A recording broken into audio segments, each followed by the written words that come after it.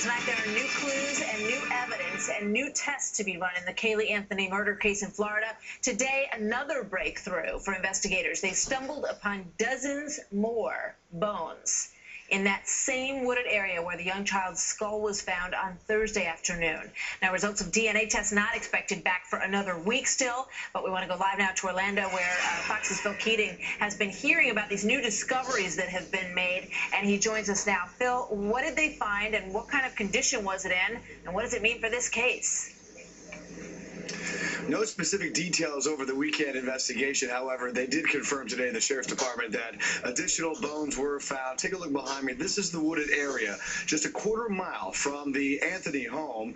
And as you can see, nobody's there right now. The FBI, as well as the county CSI investigators, they have all just left. They will return tomorrow, and they expect to be here until Wednesday at least. But back in the woods, because of those additional finds, they've basically made out a grid like an archaeological excavation with string and stakes going square by square by square, removing topsoil and then analyzing it. For the fourth straight day today, FBI agents as well as those CSI teams sifted through bucket after bucket of topsoil looking for small pieces of evidence. And in this case, we're talking primarily tiny bones. There are 206 bones in the human body. And think about the size of some of those bones if you're a young child, in the hand, in the foot.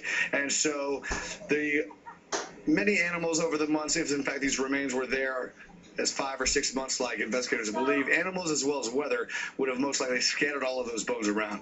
Now, down the street of the Anthony home, George Anthony left for a little while. He did return later, and we're told just minutes ago the couple just left in their PT Cruiser.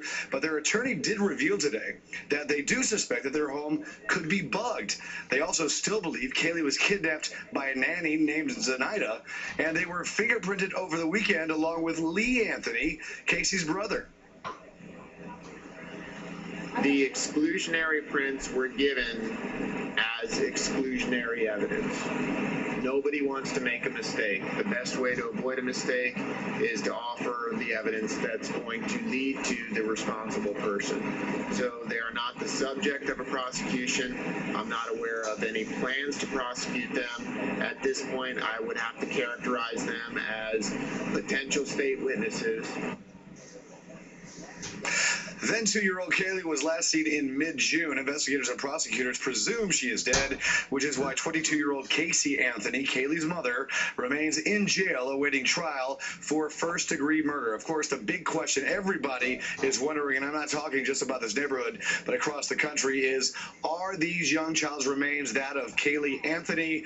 Well, that is going to be a decision announced by the Orange County Medical Examiner. FBI agents at Quantico in Virginia at the National Crime Lab are assisting in the DNA testing, but we could have an answer one way or the other by this week, maybe Wednesday, or possibly next week.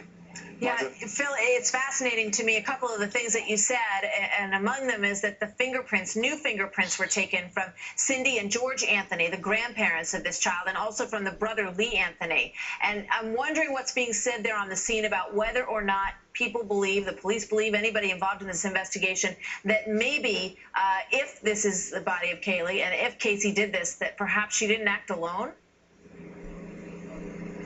Well, whether she acted or known is a big question that still has to be answered. Even if this is the spot where Caylee Anthony ended up, and these are her remains, doesn't tell investigators specifically how they got here, who put them there, how many people may have put them there, nor when they were put in those woods. As for the fingerprints, the entire family submitted theirs.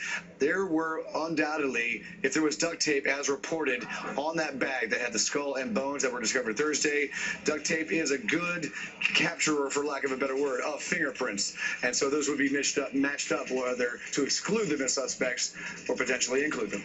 All right, Phil Keating, as always, thank you very much.